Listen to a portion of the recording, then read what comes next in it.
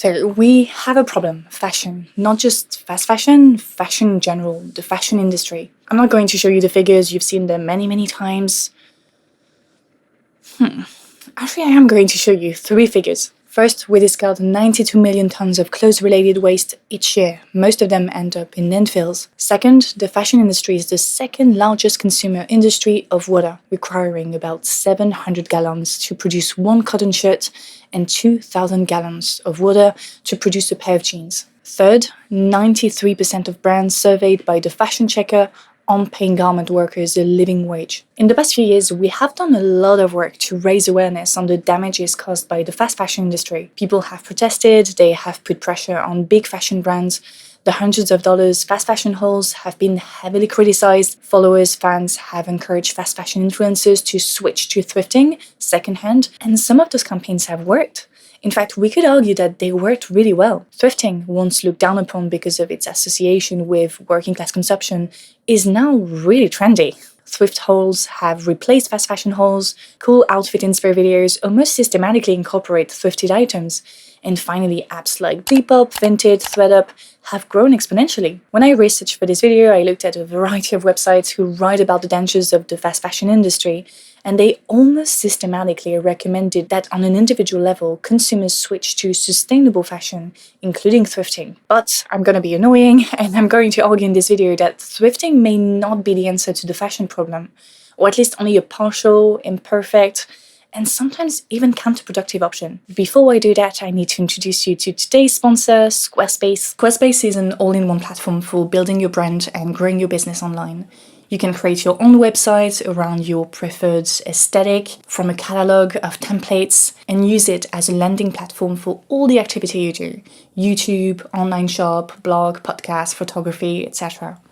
Once that is set up, you can connect all your social media accounts and share content between different platforms. Squarespace can also help you create effective email campaigns to really connect with your community. Finally, they have this very cool feature where you can connect and learn from other creators like Adrien Raquel, who will show you how you can best use the platform. If you feel like Squarespace is made for you and you want to check it out, go to squarespace.com for a free trial, and when you've experimented and you're ready to launch, go to squarespace.com/alice.cappelleyt to save 10% off your first purchase of a website or domain. Thank you, Squarespace, for sponsoring the video, and now let's go back to it. I want to spend a little bit of time looking at thrift hauls, see how they work, more or less. The creator shows all the cheap clothes they got, and viewers watch for entertainment, to seek inspiration. As a long-time thrifter, I started when I was 15 with my mom, who's a hardcore thrifter and recycler.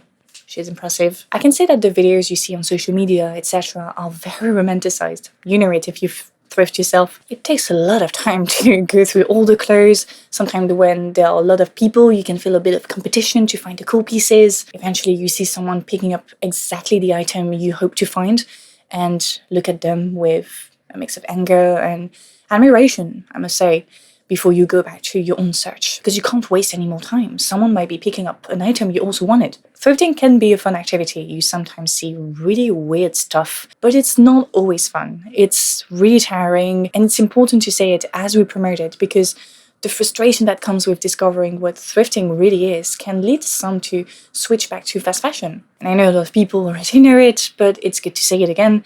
Thrifting won't save the planet, and to be honest, thrifting, as we do it today, cannot even be a solution to the problem of fast fashion. There are generally 2 types of clothes in thrift shops.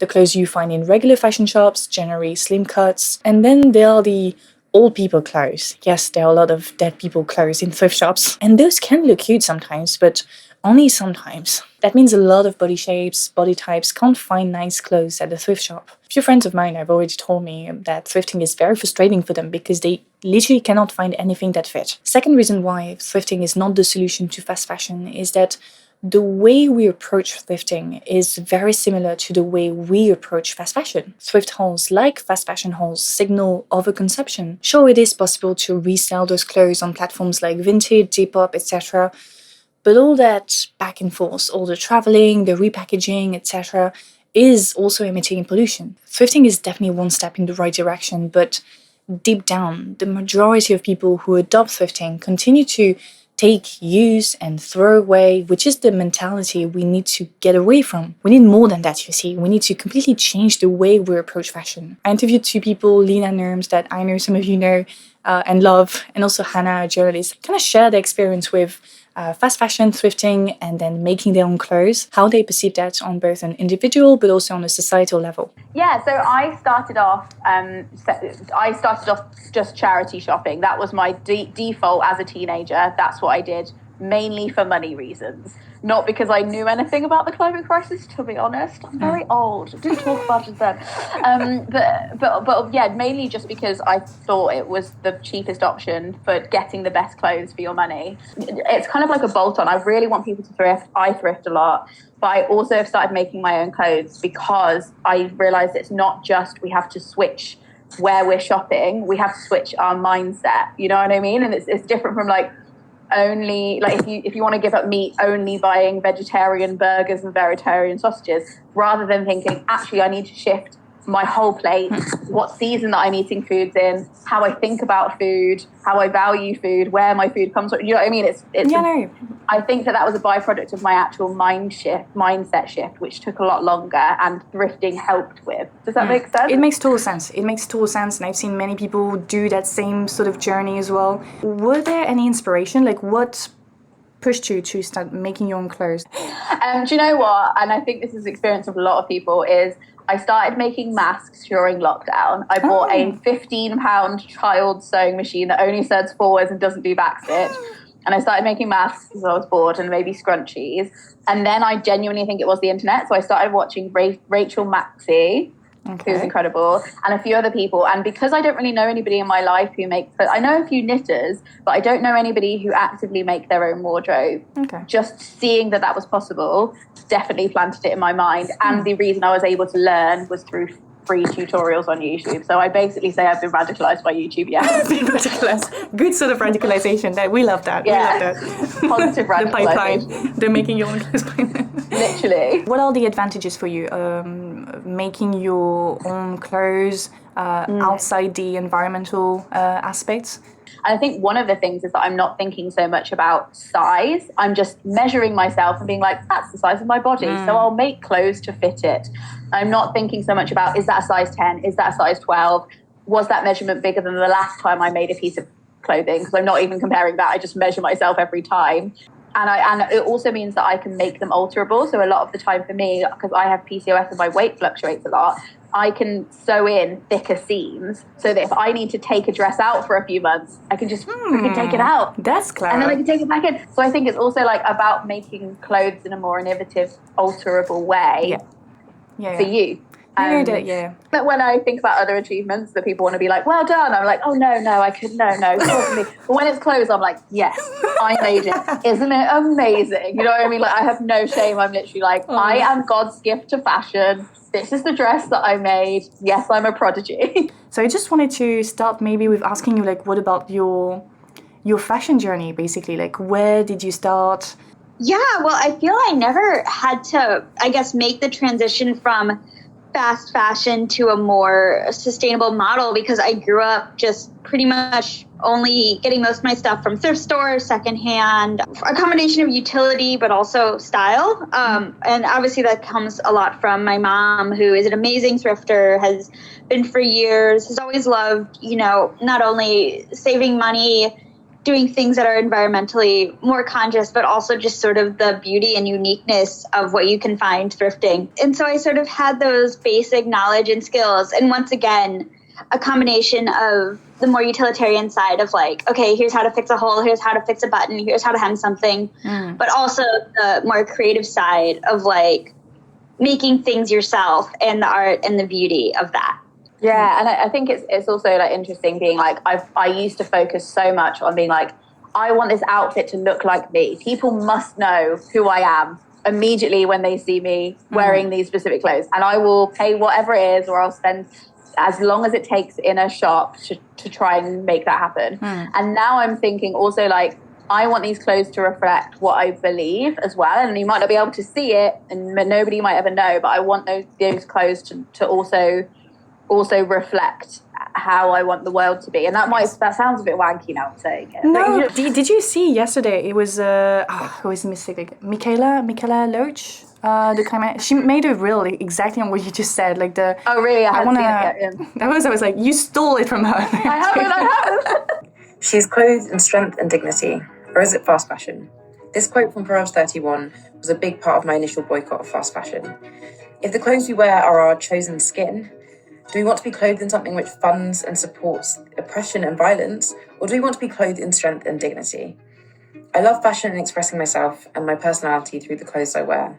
But my desire for expression should not cause someone else's oppression. It makes me think about this idea of like numbing. And I think that when I gave up meat, I went from just being like, I don't really believe in eating meat, so I'm not going to eat it. And then now I actually feel I've returned to the kind of grossness I had when I was a kid, where I was like, that's flesh, that's weird. You know what I mean? And That's funny. It's the same way we've gone from being desensitized to like the labor of others and what it might have taken. And the same with like fur. I'm like, I don't even not want to wear fur because it's like morally wrong.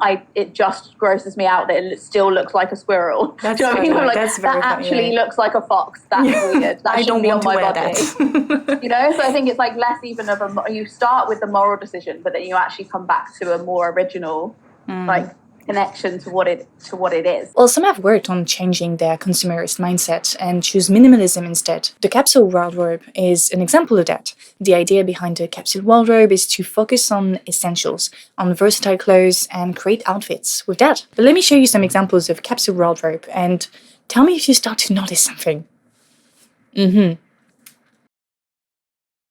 Yeah, they all look the same. They are all based on the same black, white, beige jean essentials. Now imagine if all of us had to dress like that. That wouldn't be fun, really. Sure, we'd reduce our consumption to near zero, but that would ultimately create frustration because of how boring those outfits look. I mean, some of us wouldn't mind. I'm sure some of us naturally prefer minimalistic style. But most of us want to use clothing as a form of creative self-expression, and minimalism goes against that. It prioritizes function over form. Now, sure, some of you will argue that in order to save the planet, we have in every single industry to prioritize function over form. But is that really the world we want to build, with big, identical housing blocks and people wearing exactly the same clothes? That sounds a bit fascist to me.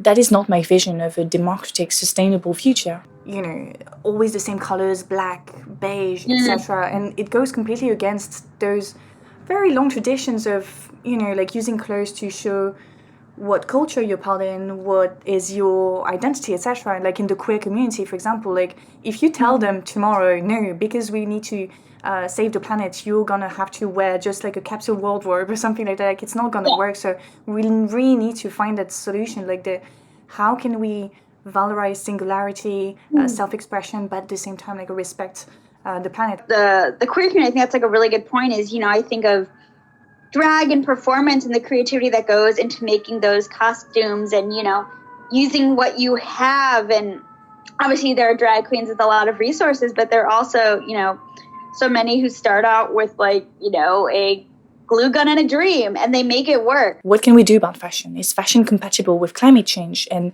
I came across this video from this brilliant channel called Andrewism. I highly recommend it if you don't know him already. And when I say highly recommend, I mean you better go and binge watch all his content when you're finished with this video.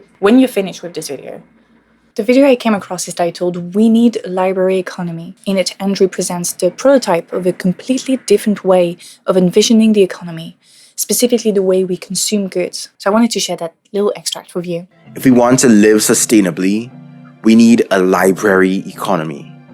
We need an economy based on use of fruit that incentivizes producing enough lasting, durable stuff that everyone can share and use when they need it, instead of producing around planned obsolescence and excess, wasting crucial time, energy, and resources. Usufruct, which is defined as the freedom of individuals or groups in a community to access and use, but not destroy, common resources to supply their needs. This concept, usufruct, is at the core of the library economy. Because the resources belong to everybody, we are more likely to use them with caution, to repair them, to take care of them. Don't get me wrong, some initiatives like that already exist. People in a given neighborhood, building will share the same tools, appliances. But what if we extended it to fashion? What if we created libraries of clothes? I personally really like this idea. I think it would be a great way for individuals to experiment with their style, to express themselves through clothing, to explore their creativity without having to throw away an entire wardrobe every season. A library of clothes would include colorful, original pieces that anybody could access and put on to suit their mood. We could also go through different eras, different aesthetics without having to go bankrupt. I know the library of clothes could complement people's own capsule wardrobe on which they could rely for essentials, but the library economy cannot exist without changing our entire economic system. The library economy is part of a greater project that seeks to replace the usual take, use, and then throw away mantra capitalist societies are built on by another mantra: borrow, take care, and give back. That means that for the library economy to work, we need to completely change the way we do society, education, work, leisure, everything. Yeah, I think the future of fashion is tied into the future of everything else. Yeah. So I think that once we have more leisure time and we have more resources and we also work at a slower pace, then I think that fashion will also improve. And I do believe that will happen. For example, if people work less, they can also create their own clothing that they can keep to themselves or sell to the clothes library. With any new project, like the Library of Clothes project, comes limitations, and I also wanted to address some of them in this video. I thought about the fact that with the internet, you can see what someone else is wearing on the other side of the planet, and you're not likely to find it in your own library. One solution could be to, like Lena and Hannah, create your own version of that piece of clothing you liked. But that is not something everybody wants to do or can do, and that's how you start to see that it's not just the library of clothes, it's the library economy. I would happily, I've even talked to my friends about this, I'm really into knitting right now. If somebody else wants to do something else for me that will take 40 hours, I will knit them a jumper. That's super interesting, yeah. Do you know what I mean? If you want to batch cook me vegetarian meals for 40 hours, great. Do you know what I mean? Like, I'll make you all the clothes you want.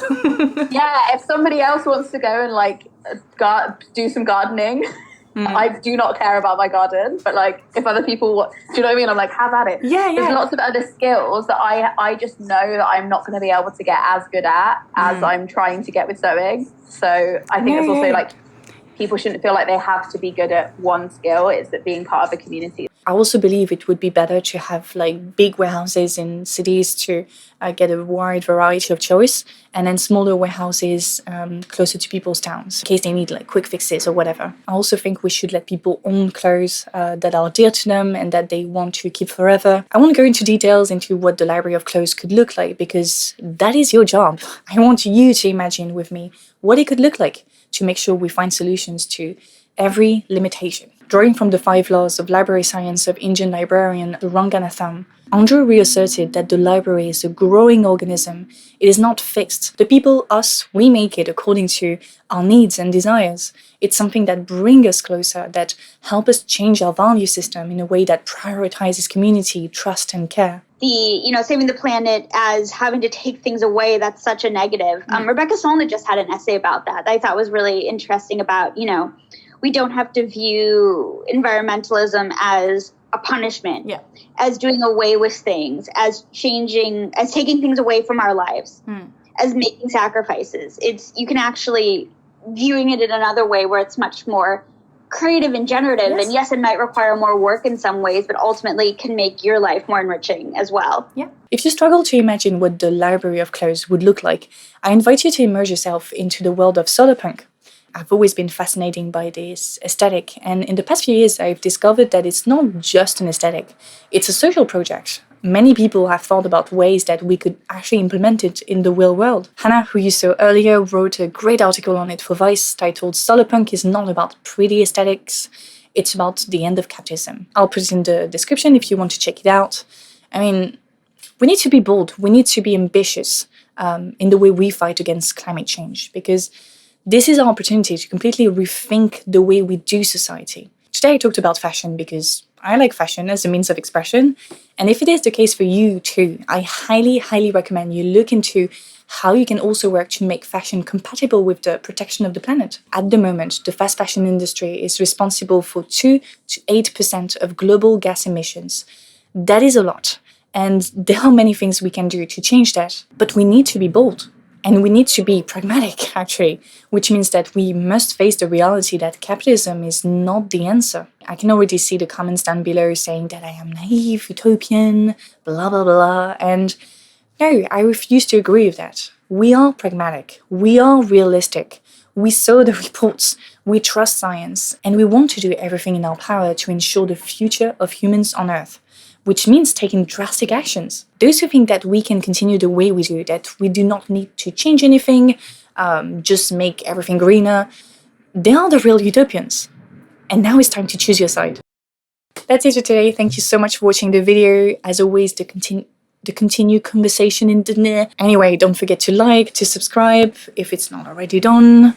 I would like to thank my Patreons for their support, and a special thanks to top-tier Patrons Tristan, Patricia, Donage, Ion, Christopher, Marcelo, Alex, Ren, I keep on clapping, Sam, Manuel, Dakota, Jay, who else? Benjamin, Oswald, Perry, and Carla. Thank you so much, and I'll see you very, very soon. Salut! It's my last time filming in New York, and all I want is a nice little studio with no sound and film and not have to care about anything, the framing, the audio. I hope this video is great. I have no idea. All I want is to be lazy, finally.